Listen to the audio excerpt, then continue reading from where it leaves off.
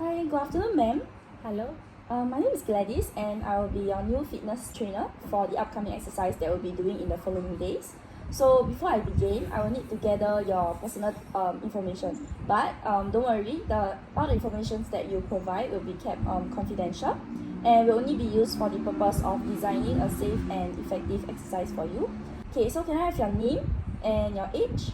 My name is Tila. Okay. Your age? 28.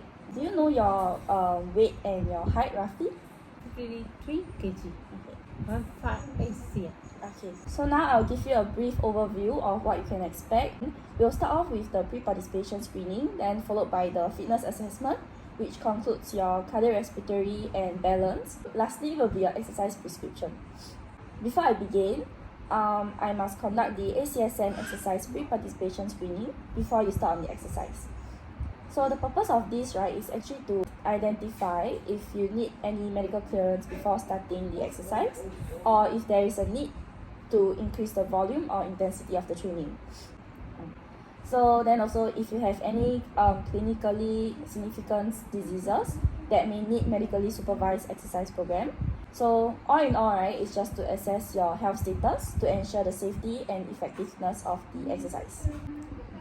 So to also prevent injury, and therefore from the information that I gather, I can then actually come up and create a personalized exercise that actually aligns with your current health status and fitness goal while still promoting progress.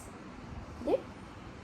So this ACSM exercise pre-participation screening consists of 5 steps. So the first one is actually a health check questionnaire, which is called Exercise Pre-Participation Health Screening Questionnaire. So the second step then will be check for any specific diseases. Then the third step will be any signs and symptoms that you have. Then the fourth step will be the intensity that you wish to achieve through this exercise program. Then lastly, if you need any medical clearance before the exercise. Okay? So now we'll start off with the first step. So it's just like this.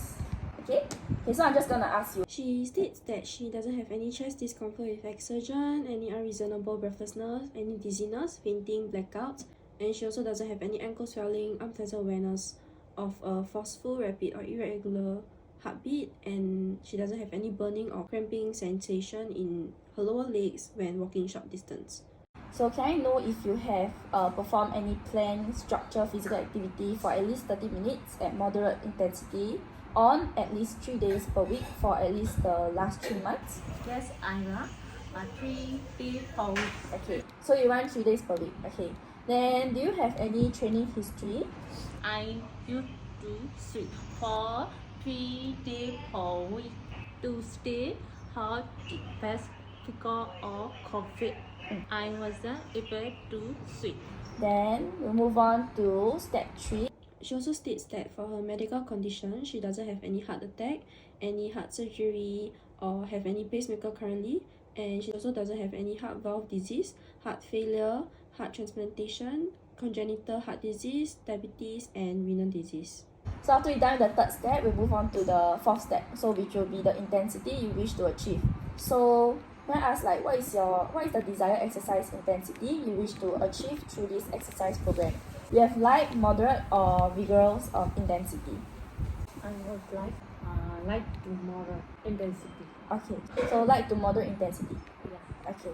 Okay, so the last step will be medical clearance. So this last step will be the ACSM pre-participation screening algorithm. So let me show you the algorithm. So this one, since you are actively engaged in physical activity, so because you told me that you have run 3 days per week, right? So this is the algorithm for participants who have already exercised regularly. So for your case, you told me that you have no cardiovascular, metabolic, or any renal disease, and currently you have no signs and symptoms. So for your case, right, we can conclude that there isn't a need medical clearance. So then we can now proceed on, and we can start off with light to moderate intensity. Then we can actually slowly progress to vigorous intensity by following the ACSM guidelines. Okay? So you actually told me about your current physical level and your training history. So now we will be discussing together about your training goals, like what are you looking to achieve through this exercise program. So I'm actually asking you this because I did mention before that by understanding what is your goal, I can actually come up with exercise plans to your specific objective. Okay, so can I know like what is your training goals? I want to improve my overall fitness performance, like my breathing, balance, basically overall fitness in one year time. Oh, okay, so it's just you want to improve your overall fitness lah, right? Okay, so now we have actually done the pre-participation screening, and I actually have a clear understanding of your health status and the necessary consideration. Okay, so now I'll be taking your blood pressure. So the reason why is to check and ensure that there isn't any unusual circulation issues, and also your blood pressure results, right, will allow me to actually avoid exercise that would pose risk as well. Okay, so now I'll be taking your blood pressure. Then you can just rest here. Okay, so your results is 113/89. So it falls under the normal range, which is the pre-hypertensive for your systolic and diastolic. So there isn't any need for anti-hypertensive drug indication or any drug for compelling indication as well. Okay, I will now need to actually obtain informed consent from you lah.